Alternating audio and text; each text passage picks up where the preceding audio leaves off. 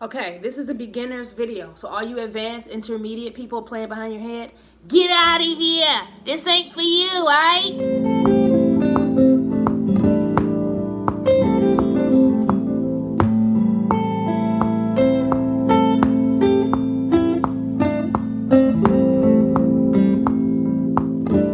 Hey, what's up guys? I'm here to do a lesson on how to practice scales, and I'm gonna start completely from scratch as if you are a complete beginner, because I get so many questions about this and I want to make sure that I'm as thorough as possible so you guys really understand kind of what I'm thinking about and my whole thought process and how I'm approaching this idea of practicing scales. Something that can be really boring and redundant and not so much fun if you don't kind of do your own thing to make it fun. If you are a supporter of my channel, I just wanted to shout out the JUNO capos. This is my new merch item. I'm so excited. I partnered with Kaiser, and these JUNO capos are for sale on my website. So please support if you can. These are helping me to continue to do the lessons and support my artistry. So the JUNO capo is available now. If you lose your capo all the time, like, this might be a solution. You know what I'm saying? You know what I'm saying? Alright, so I wrote down 3 steps so that I stay on track, because y'all know I start talking about butterfly and pizza and all kind of stuff. These little baby dreads, they gonna come on, they gonna come through. Watch, give me about a year. The first thing I do when I sit down to practice chords is I always have, chords or scales, always have an intention in mind of what am I here to practice. If I'm there to jam and just splurt out stuff, then that's what I'm there for. But if I'm here to practice scales, I'm here to practice scales. And I try and stay focused on that, because it can be easy as a guitar player to just be like all over the place learning all this different stuff, and at the end of the day you really don't even know how to apply it or where to put it. So I just want to point that out, that whenever I sit down to practice scales, I usually block out an amount of time and I'm only practicing on just that for that time. How I practice the scales and soloing. Today we're talking about A minor pentatonic, and if you don't know that scale, it starts on the 5th fret of the low E string, and I'm going to just play through it slowly.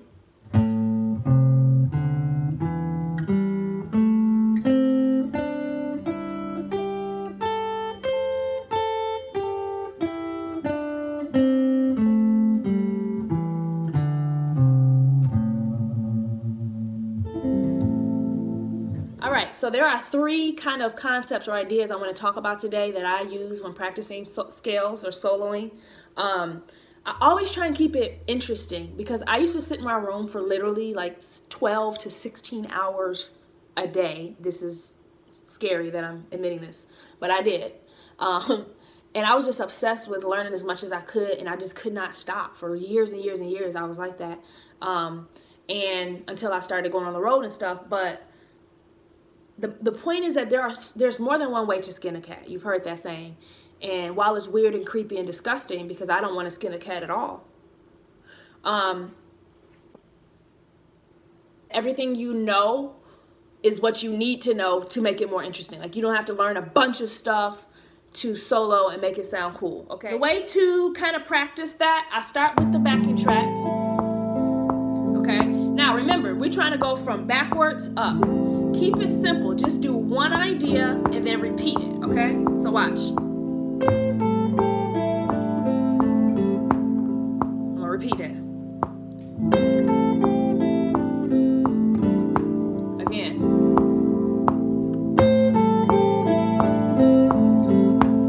All I'm doing is repeating that.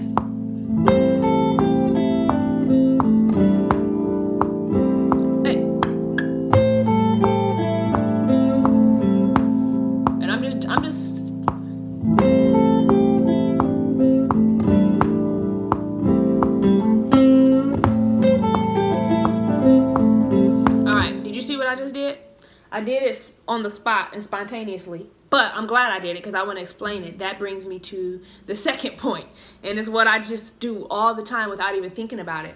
I love to take the same thing that I just played and play it different, okay? So I went, right? Then I went, it sounded a little bit different, even though it was the same exact notes. I just changed the feel of it, okay?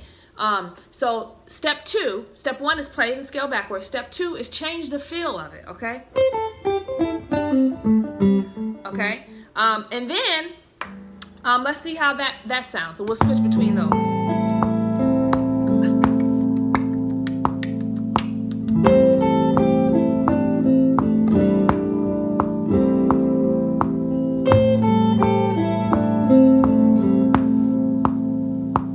Switch.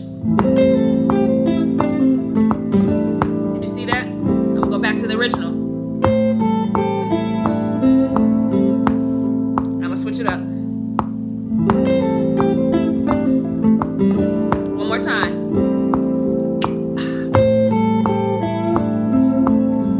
Switch it up. Okay, that seems really simple, but it's something that a lot of players don't do. Why? I think we're always trying to think, what do I play next? What do I play next? I gotta play something different. I gotta impress people right now. I gotta bend. I gotta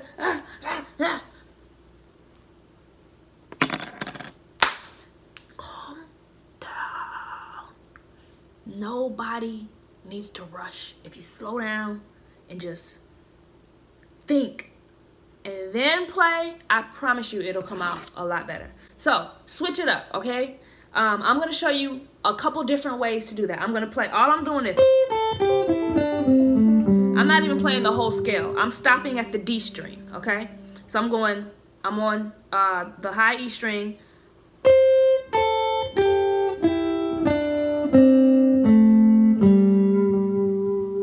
Okay, that's the lick. The rest of the scale just go. But we ain't even gotta do all that yet. Like, we ain't gotta do all that. Okay, so I'm gonna show y'all. I switched it up twice. I'm gonna come up with another way. On the spot, I'm gonna just make it up. Ready? The next one.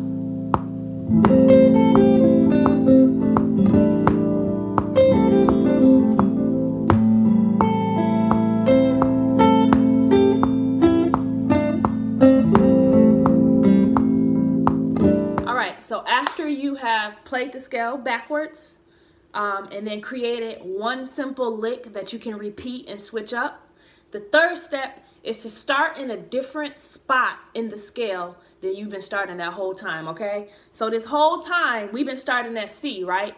And then one time in the midnight hour when everybody's asleep and don't nobody expect it, that's when you start in a different spot, okay? Don't worry about this bra strap. I don't know why it's doing that. Just work with me, okay?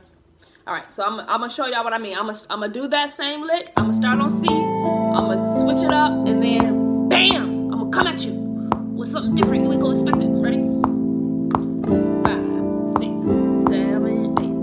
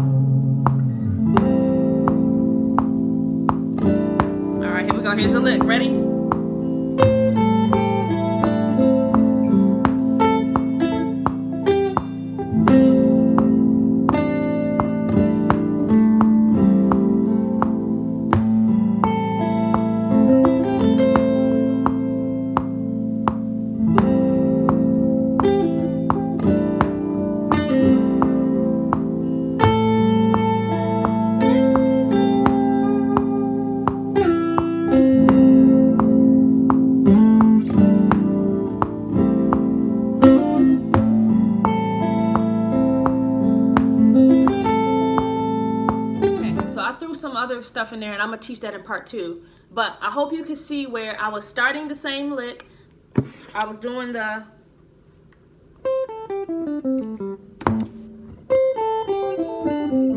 okay, then I was switching up. Okay, then I was starting on other spots in the scale. I was literally not even doing that lick anymore and just making up anything and just going. Okay, so I started on E instead of C. So okay, so that's instead of.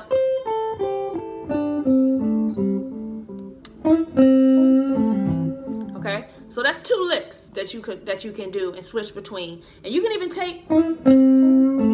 Okay, so let me show you if I take those 2 licks, nothing else but those 2, and I'm gonna switch between just switching up the feel and the time and the style or whatever you want to call it of those. Okay. Ready?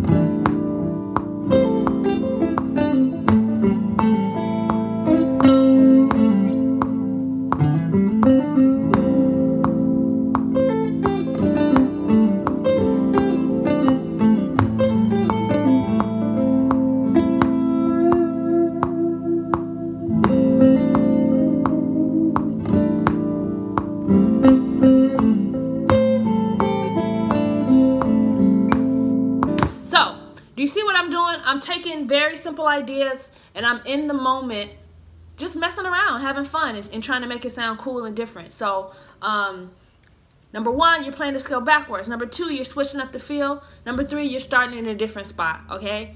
Those are 3 tips that really changed my playing. I hope that it helps you. If you guys have any questions about that, leave them in the comments below. I am about to start doing more lessons because a lot of people have been saying that it's helping them. So I know I appreciate it when all the people that put lessons on the internet uploaded them and it helped me. So that's why I'm doing this. If you are able to support, I would really appreciate it if you can purchase one of my Juno capos on my website, www.rockwithjunoapparel.com.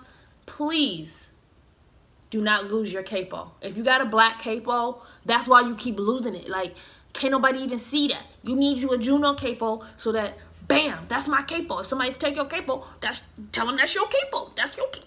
You know that's your capo because it's rainbow.